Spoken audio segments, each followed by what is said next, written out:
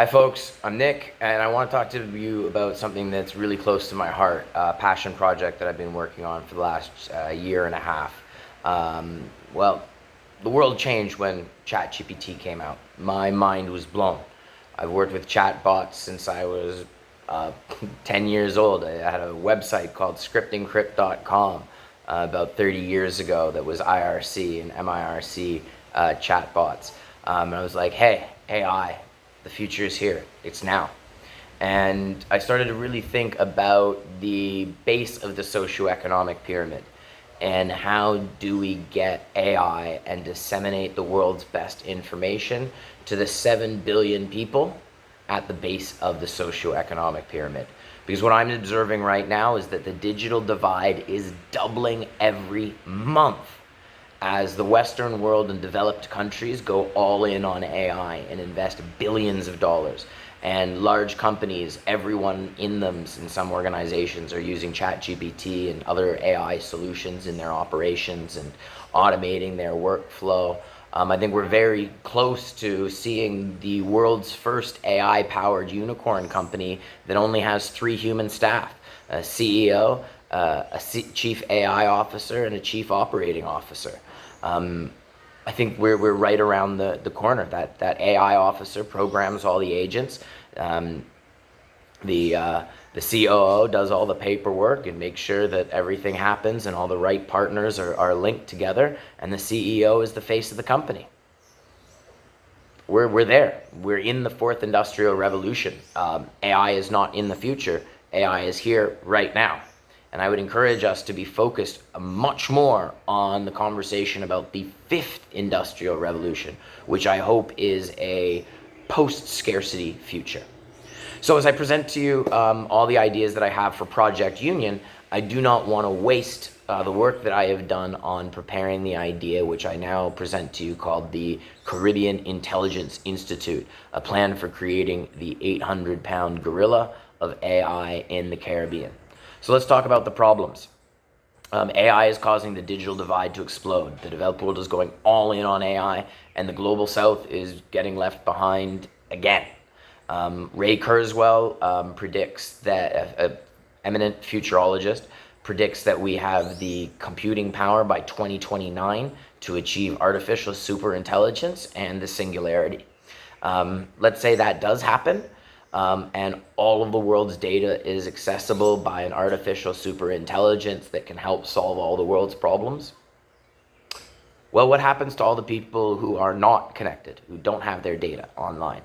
To all the government systems that are not interconnected, that an ASI could not even access or work with? Think about all the paper that we have in the world. So even to get ready for artificial superintelligence, there's a heroic level of digitalization and digitization that needs to occur in the developing nations of the global south and around the world, especially here in the Caribbean, where you've got so many micronations that have suffered for so long under colonialism and with the brain drain. So we've got a capacity gap in the Caribbean for the 9 million English speaking in the Caribbean to keep pace and to get where we need. In the Caribbean, of those 9 million people, 3 million of those people should be using AI every single day already. 2 million students and 1 million workers. All of them should be using AI. But there is no one in the Caribbean to train them except TikTok and YouTube. And we got 30 small and micro governments, each needing new AI-enabled systems for each ministry. Each Ministry of Health needs to evaluate which AI for radiology, which AI for MRIs, which AI for diagnostics, which AI for health records. How do we manage cybersecurity? How do we manage data protection? So why don't we just create one institution in the Caribbean that's funded by private sector and public sector and CDB and IDB and others to do this? The Caribbean also doesn't have any leaders to follow. There are some great small companies doing AI. I'm going to point to Eldon Marks in Guyana with True Self and V75. He's absolutely a man to follow in the Caribbean in the tech sector. But the Caribbean, we've got 200,000 organizations that need guidance, and the people need to see to believe. You got 200,000 schools, universities, departments, agencies, etc., that all need someone to show them how to use AI. Should they use Quillbot? Should they use Grammarly? Should they use Gamma AI, Beautiful AI, or should they stay with PowerPoint? Should they move off of Excel and use Airtable or Data Ninja? These are all questions that are very simple, but we start to need to wrestle with them now before we can start wrestling with more advanced fourth industrial revolution and fifth industrial revolution questions. And there are no Caribbean vendors. So right now, 90% of Caribbean money spent on AI is going to leave the Caribbean and go to developed countries. So the solution I present to you is the Caribbean Intelligence Institute to lead the fifth industrial revolution. To hire, train, and deploy thousands of AI trainers, coaches, and mentors for the Caribbean region, to scale training, to source and implement the best fourth industrial revolution solutions. So not just AI, but also autonomous robotics and solutions like what Zipline has done in Rwanda for healthcare.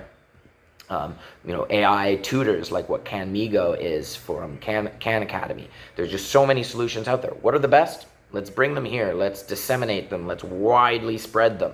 And let's train people on them. Let's be a one-stop shop for every organization in the Caribbean. And let's try and make things as low cost as possible and bring in funding from grants and foundations so that we can deploy these trainings almost for free, if not for free. And let's provide leadership from Eldon, myself, and others. Let's start creating AI businesses. Let's start, really supercharging the digital transformation efforts that have already begun around the region. I know here in Trinidad, the Ministry of Digital Transformation is doing great work. We just had the SIDS conference recently in the Caribbean, which was also making progress. The UWI, the University of the West Indies, has just had their first AI conference. We're getting there, but let's throw some money and do things together. So I was going to present myself as the team, although I am very committed to Project Union now. I don't want to let this idea go away. Let's talk a little bit about the predicted AI spend globally. So by 2030, globally, the world is predicted to spend approximately $2 trillion annually on AI tools and tech. Latin America by then would be, to stay pace, would be spending about 115 billion per year. And just the English-speaking Caribbean would need to be spending $2.6 billion just to keep pace with the rest of the world in terms of predicted AI spend. So that's massive growth. It's the fastest growing market opportunity ever in the history of mankind. And right now it's completely missing the Caribbean. I believe that a for-profit entity would be able to capture right now 90% of the market.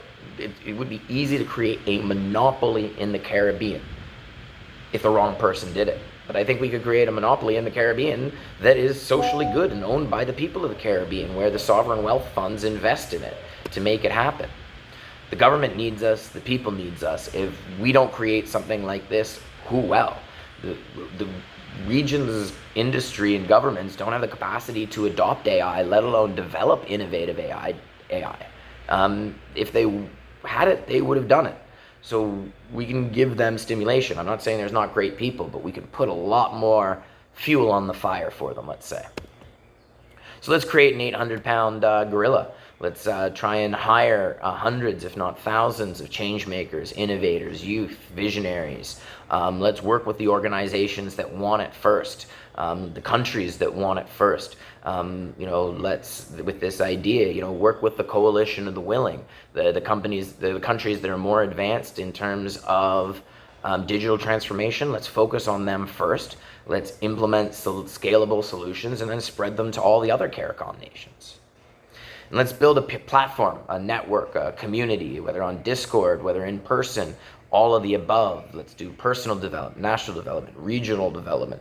Let's build social organizations, social platforms, communities. Let's align people on purpose. I'd identify 6 key markets. Education, there's 2 million English-speaking students in the Caribbean. Put a $10 app in the hands of every single Caribbean student. You got $20 million monthly recurring revenue like that. Health, agriculture, GovTech, operate industry, operations, logistics, customer service, workflow automation, and then the development agencies, help them writing grants, help them have more impact, help them monitor better, deploy technology better. So the vision would be that this Caribbean Intelligence Institute would be the central hub and platform for everything: network of events, trainings, products, careers, opportunities. It could addict people to its services and then capture everything that they spend on AI and for IR technologies for the next foreseeable future.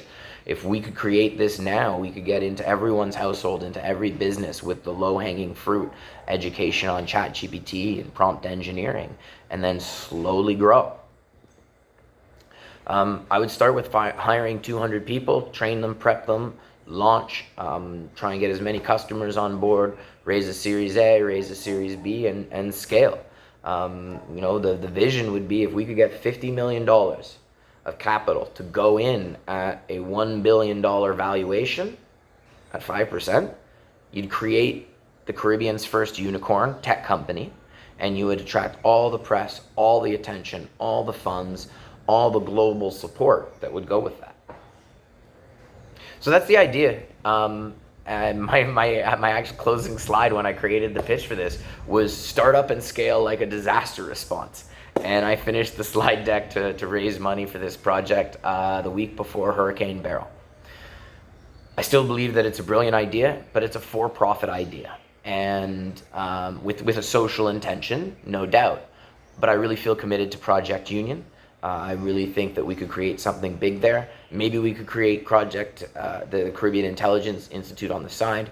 Maybe we could integrate the two concepts. Maybe someone else, by me outsourcing this concept and sharing it with you today, will take it and run with it.